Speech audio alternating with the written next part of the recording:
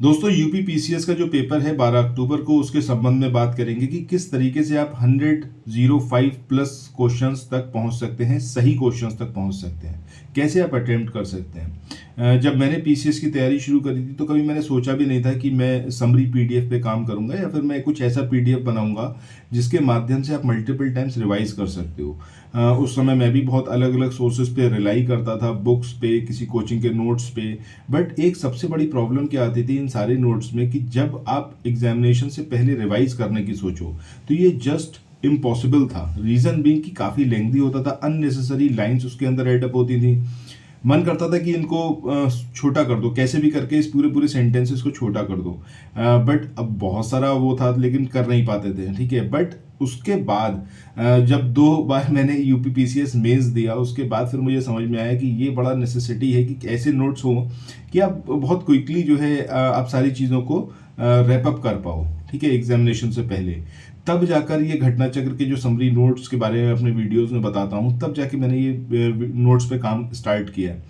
और आप यकीन करिए जितने स्टूडेंट्स ने लिया है, अगर आप मेरे व्हाट्सएप से आप जुड़ेंगे तब मैं अपने स्टेटस पे लगाता हूँ उन लोगों का फीडबैक, तो उसमें लाइन से मतलब बहुत सारे स्टूडेंट्स जिसने लिया है, अभी तक मुश्किल से 1 या 2 स्टूडेंट्स का निगेटिव फीडबैक आया होगा, अदरवाइज सबके पॉजिटिव फीडबैक है। ये जो मैंने 105 मार्क्स की बात करी है कि इतने नंबर्स आप ला सकते हो ईजिली, ये कैसे ला सकते हो। देखो सबसे बड़ी चीज़ ये है किसी भी एग्जामिनेशन की, अगर आपको बहुत अच्छे मार्क्स गेन करने हैं, आपको 60% या फिर 70% एबव जाना है, तो उसके लिए सबसे ज़्यादा ज़रूरी ये है कि आपने एंटायर सिलेबस को पढ़ा हुआ हो, कम से कम एक बार तो पढ़ा हुआ हो। इससे ही ये पॉसिबल है कि कोई भी क्वेश्चन जो बहुत इजी क्वेश्चन भी होते हैं, बट अगर आपने नहीं देखा है तो आप नहीं कर पाओगे। लेकिन अगर आपने एंटायर सिलेबस को पढ़ा हुआ है तो किसी भी सब्जेक्ट से अगर बहुत इजी क्वेश्चन आते हैं, आप उनको बिल्कुल भी नहीं छोड़ोगे, आप इजीली उनको कवर अप कर लोगे। और वो स्टूडेंट्स जो एक स्पेसिफिक सब्जेक्ट्स पर ही फोकस करते हैं और उनको ये लगता है कि खाली हिस्ट्री कर लेंगे या खाली ज्योग्राफी कर लेंगे तो हमारा काम हो जाएगा, वो वहाँ पर मुश्किल में पड़ जाते हैं, वो ऐसे क्वेश्चंस नहीं कर पाते। सपोज इकोनॉमी के क्वेश्चन है या फिर एनवायरनमेंट के क्वेश्चन है जो बहुत इजी है, 1 लाइनर है, पहले पूछे जा चुके हैं या उस पर्टिकुलर टॉपिक से पूछा गया है, और वो लोग वो क्वेश्चंस नहीं कर पाते। बट वो लोग कर लेते हैं जिन्होंने सिलेबस पूरा करा होता है और उसके बाद उनका सिलेक्शन बहुत ईजिली हो जाता है। अभी देखो एग्जामिनेशन में आज 22 तारीख हो गई है, मतलब खत्म हो गई 22 तारीख, ठीक है। 12 अक्टूबर को पेपर है, बहुत कम दिन बचे हैं। लेकिन इतने कम दिनों में भी सपोज अगर आपका history as a subject weak है, आपका ज्योग्राफी वीक है, एनवायरनमेंट वीक है या फिर पॉलिटी वीक है, अब साइंस पे भी मैं काम कर रहा हूँ, प्रोबेबली कल या परसों तक साइंस को भी मैं लेके आ जाऊँगा, ठीक है। सो आप उसको भी चाहो तो आप पढ़ सकते हो।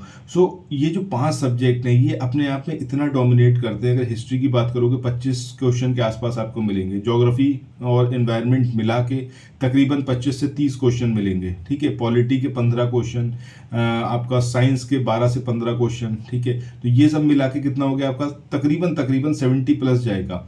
इसके बाद जब हम बात करते हैं इकोनॉमी की, या फिर अगर हम बात करें इकोनॉमी की कुछ पर्टिकुलर सेक्शन, जैसे कि अगर आपने बजट पढ़ लिया पूरी तरीके से, ठीक है, सिर्फ यूपी का बजट पढ़ लिया और आपने सेंटर का बजट पढ़ लिया, 1-2 क्वेश्चन तो 100% मिलेगा। इसी तरीके से अगर हम बात करें सेंसस की, सेंसस से आपको मतलब कई बार तो सेंसस खूब ज़्यादा पूछा जाता है, 5-5 क्वेश्चन आ जाते हैं सेंसस में, ठीक है। सो सेंसस पढ़ना ज़रूरी है। ये मैं वो पर्टिकुलर टॉपिक्स आपको बता रहा हूँ जो आपको पढ़ना ज़रूरी है, ठीक है। अगर एग्रीकल्चर प्रोडक्शन की बात करें, एग्रीकल्चर प्रोडक्शन आपका पढ़ा हुआ होना चाहिए। यूपी स्पेसिफिक में एक बहुत ही बढ़िया अभी एक टॉपिक है जिसपे क्वेश्चन आपको देखने को मिल सकता है, जिलेवार विकास सूचकांक, ठीक है। इसको मैंने अपने व्हाट्सएप ग्रुप में दिया हुआ है, आप चाहो तो उसमें ले सकते हो उस पीडीएफ को, ठीक है। लिंक मैंने डिस्क्रिप्शन बॉक्स में दिया हुआ है। सो इन टॉपिक्स पे बड़ा फोकस करना है आपको। एक दिन में याद भी नहीं होंगे, क्योंकि अगर केले के प्रोडक्शन के बारे में बात हो रही है, अगर आप पूछा जा रहा है कौन कौन से स्टेट्स हैं, ठीक है, अब वो स्टेट्स को एक सीक्वेंस में याद रखना क्वाइट इम्पॉसिबल, ठीक है। एकदम से पढ़ोगे तो याद नहीं होगा, उसको मल्टीपल टाइम्स पढ़ना पड़ेगा और कुछ ना कुछ अपने दिमाग में आपको एंकर पॉइंट बनाने पड़ेंगे।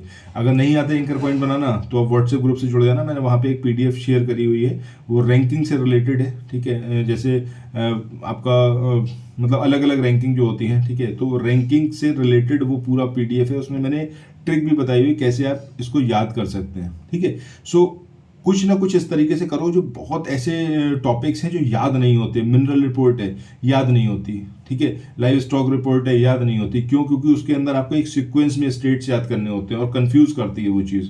सो ऐसे सारे टॉपिक्स आपको कवर अप करने हैं, उसके लिए एंकर पॉइंट बना के कर सकते हो। अभी घटनासार है, घटनासार की जो करंट अफेयर्स की बुक आई है तकरीबन 240 पेजेस की है, उसको कैसे कवर अप कर सकते हैं? उसको कवर अप करने के लिए ज़रूरी ये है कि छोटी छोटी से, मतलब उसका PDF मैंने व्हाट्सएप ग्रुप पर अपने दिया हुआ है, आप चाहो तो वहाँ से ले सकते हो। छोटे छोटे से एंकर पॉइंट बनाओ और सिर्फ मतलब की बात उसके अंदर पढ़ो, ठीक है। और उसी को मल्टीपल टाइम्स रिवाइज करो। एक दिन में 50 पेज पढ़ने का टारगेट बनाओ, 4-5 दिन के अंदर खत्म हो जाएगी।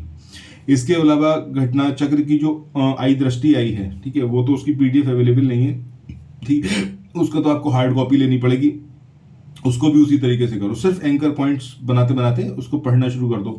5 से 7 दिन, एक हफ्ता मान के चलो, एक हफ्ते के अंदर आप कोशिश करो इन दोनों बुक्स को कवर अप करने की। इसके अलावा अगर आपने ये नहीं करना है, आपने हमसे पहले क्रॉनिकल मैगजीन की समरी ले रखी है, उससे बेस्ट तो फिर कुछ है ही नहीं, फिर आपको कुछ और पढ़ने की जरूरत नहीं है। आप उसी समरी को मल्टीपल टाइम्स रिवाइज करो। हमने फरवरी से लेकर जुलाई तक प्रोवाइड की थी। सो जो 105 नंबर का टारगेट है वो बहुत ईजिली अचीव हो जाएगा, ठीक है। सो बाकी कोई भी आपका अगर क्वेश्चन हो तो आप कमेंट सेक्शन में कर सकते हो, और कोई भी आप बात पूछना चाहते हो तब भी आप कमेंट सेक्शन में पूछ सकते हैं। बाकी मिलते हैं नेक्स्ट वीडियो में, ठीक है। कल एक नेक्स्ट वीडियो लेके आएंगे, उसमें हम बात करेंगे सिर्फ और सिर्फ इंडियन हिस्ट्री की, कि इंडियन हिस्ट्री में कैसे आप क्वेश्चंस को टैकल कर सकते हैं। तो थैंक्स फॉर वॉचिंग, मिलते हैं नेक्स्ट वीडियो में, बाय बाय।